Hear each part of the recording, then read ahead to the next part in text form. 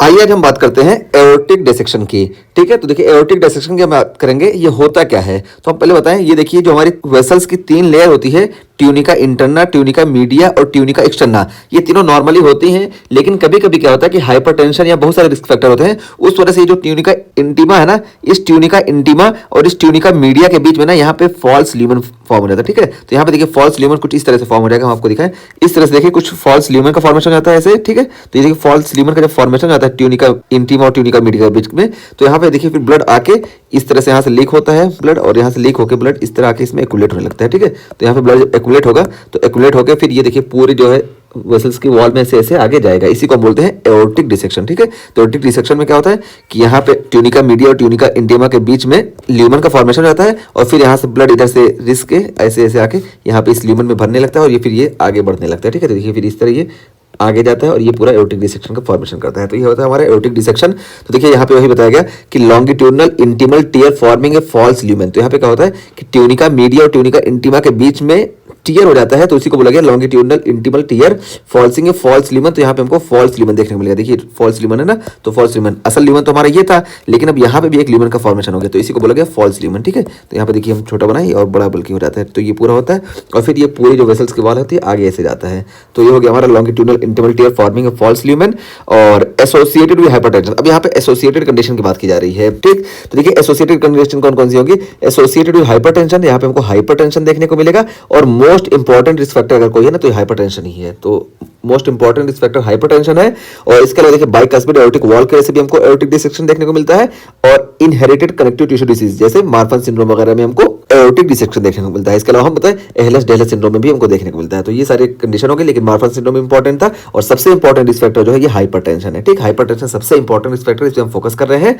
और उसको फिर हम प्रेजेंटेशन की बात करें तो देखिए प्रेजेंटेशन में हमको टीयरिंग देखने को मिल सकता है। ठीक है, तो ये कैन प्रेजेंट विद टीयरिंग, तो हमको यहाँ पे टीयरिंग देखने को मिल सकता है। लेकिन मोस्ट कॉमन सिम्टम जो हमारा होता है ये देखिए sudden onset chest pain radiating to back. तो यहाँ पे सडन ऑनसेट चेस्ट पेन देखने को मिलेगा जो कि बैक की तरफ रेडिएट होता है, तो यही मोस्ट कॉमन सिम्टम है। और इसके अलावा देखिए हमको markedly unequal BP in arms, हमको आर्म्स में जो होती है ये अनइक्वल बीपी देखने को मिलेगी। ठीक है, तो जो दोनों आर्म्स है, दोनों आर्म्स से हमको बीपी में डिफरेंस देखने को मिलेगा, ये हमको देखने को मिलता है। और जब हम यहाँ पे चेस्ट एक्सरे की फाइंडिंग देखते हैं ना, तो चेस्ट एक्सरे में देखिए हमको मीडियस्टिनल वाइडनिंग देखने को मिलता है। ठीक, तो मीडियस्टिनल वाइडनिंग हमको चेस्ट एक्सरे में देखने को मिलता है। तो ये चेस्ट एक्सरे की बात हो गई।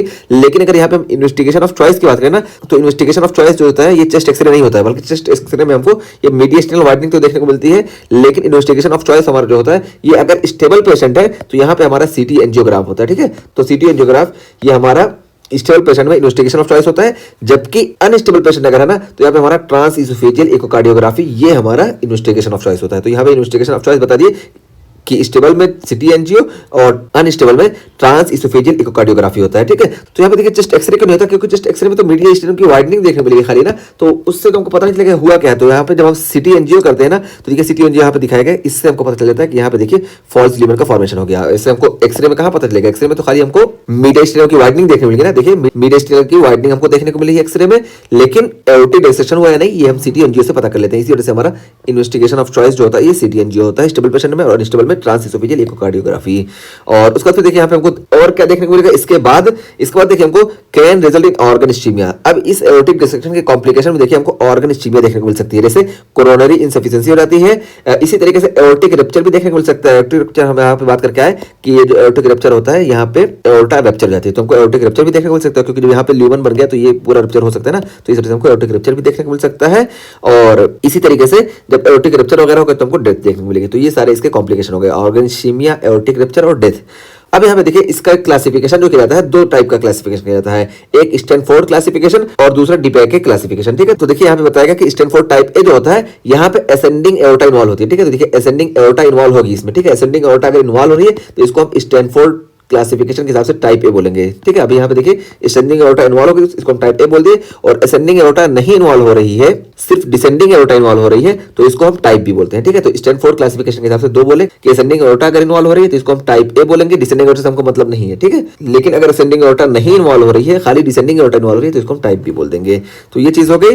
और यहाँ पे क्लासिफिकेशन ये वाला तो हो गया। डी बैके क्लासिफिकेशन में क्या होता है कि यहाँ पे देखिए डी बैके क्लासिफिकेशन में जब ये असेंडिंग एओर्टा और डिसेंडिंग एओर्टा दोनों इन्वॉल्व होती है तो इसको हम टाइप 1 बोलते हैं, और सिर्फ असेंडिंग एओर्टा इन्वॉल्व होती है तो इसको हम टाइप 2 बोलते हैं, और सिर्फ डिसेंडिंग एओर्टा अगर इन्वॉल्व हो रही है तो इसको हम टाइप 3 बोलते हैं, ठीक है। तो यहाँ पे स्टैनफोर्ड क्लासिफिकेशन और डी ब्रैकेट क्लासिफिकेशन में आपको समझ में आ गया कि स्टैनफोर्ड क्लासिफिकेशन में अगर असेंडिंग एओर्टा इन्वॉल्व हो रही है, डजंट मैटर हमको डिसेंडिंग एओर्टा इन्वॉल्व होते दिख रहा है या नहीं, हम सीधा इसको टाइप ए बोल देंगे।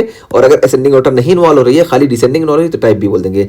जबकि डी ब्रैकेट क्लासिफिकेशन में हम यहाँ पे अगर पूरा इन्वॉल्व हो रहा है असेंडिंग डिसेंडिंग दोनों तो टाइप 1, और खाली असेंडिंग इन्वॉल्व हो रहा है तो टाइप 2, और सिर्फ डिसेंडिंग इन्वॉल्व हो रहा है तो टाइप 3 बोलेंगे। तो इस तरीके से हमारा ये हो गया। और यहाँ पे देखिए अब क्या बताया गया कि स्टैनफोर्ड ए जो होता है इसमें इन्वॉल्व असेंडिंग एओर्टा। इस तरह हम याद रखेंगे कि ए में असेंडिंग एओर्टा इन्वॉल्व होगा, ठीक है। तो यहाँ पे देखिए ये असेंडिंग एओर्टा इन्वॉल्व हो गया ना, क्योंकि यहाँ पे देखिए क्रॉस सेक्शन दिखाया गया है ऐसे, ठीक है, ऐसे। तो यहाँ पे देखिए असेंडिंग एओर्टा हो गया और ये देखिए डिसेंडिंग एओर्टा हो गया, ठीक है। तो देखिए टाइप ए में हमको असेंडिंग एओर्टा का भी इन्वॉल्वमेंट देखने को मिला और डिसेंडिंग एओर्टा का भी इन्वॉल्वमेंट देखने को मिला, ठीक है। तो यहाँ पे देखिए असेंडिंग और डिसेंडिंग दोनों देखने को मिला। तो यहाँ पे ये टाइप ए हो गया स्टैनफोर्ड क्लासिफिकेशन के हिसाब से। जबकि हम डी ब्रैकेट क्लासिफिकेशन के साथ बात करें तो देखिए टाइप 1 होगा, क्योंकि यहाँ पे देखिए असेंडिंग भी इन्वॉल्व हो रहा है और डिसेंडिंग भी इन्वॉल्व हो रहा है, ठीक है। तो यहाँ पे ये क्रॉस सेक्शन ऐसे दिखाया गया है ना सिटी में, तो सिटी एनजीओ में ऐसे क्रॉस सेक्शन दिखाया गया। इस वजह से हमको यहाँ पे देखिए फॉल्स ल्यूमेन का फॉर्मेशन देखने को मिल रहा है। तो ये बताया गया Stanford type A involves ascending aorta, ascending aorta involve होता है। और देखिए may extend to aortic arch and descending aorta, तो ये एओर्टिक आर्क और डिसेंडिंग एओर्टा तक टाइप ए वाला होता है ये एक्सटेंड हो सकता है, ठीक है। देखिए ब्लू एरो इन ए, तो यहाँ पे देखिए ब्लू एरो से दिखाया गया कि डिसेंडिंग एओर्टा तक भी ये एक्सटेंड हुआ है। और अब देखिए टाइप ए में और एक्स्ट्रा कॉम्प्लिकेशन क्या देखने को मिल सकती है। तो देखिए टाइप ए में हमको एक्यूट एओर्टिक रीगर्जिटेशन या इसी तरीके से कार्डियक टेम्पोनेट का भी इन्वॉल्वमेंट देखने को मिल सकता है, क्योंकि यहाँ पे देखिए ये एंटी ग्रेविटी यहाँ पे है ना, तो इस वजह से यहाँ पे हार्ट के नीचे यहाँ पे देखिए यहाँ पे एओर्टा पे भी परेशानी देखने को मिलेगी और नीचे यहाँ पे देखिए जो पेरिकार्डियम है यहाँ पे भी फ्लूइड एक्युमुलेट होने लगेगा। इस वजह से हमको पेरिकार्डियम भी देखने को मिल सकता है और एओर्टिक रीगर्जिटेशन भी देखने को मिल सकता है, ठीक है। जबकि डिसेंडिंग में आप देखेंगे तो ऐसा नहीं हो सकता, ठीक है। डिसेंडिंग में क्या होता है कि डिसेंडिंग में ब्लड इधर जाता है तो ये वापस इधर आना मुश्किल होता है, क्योंकि यहाँ पे जो होता है ग्रेविटी इधर वो करती है। लेकिन आपका टाइप ए में जब यहाँ पे आपको परेशानी देखने को मिल रही है तो ये नीचे एओर्टिक वॉल में भी परेशानी क्रिएट करेगा और कार्डियक टेम्पोनेट भी कॉज कर सकता है, ठीक है। तो यहाँ पे बताया गया कि may result in acute aortic regurgitation और कार्डियक टेम्पोनेट।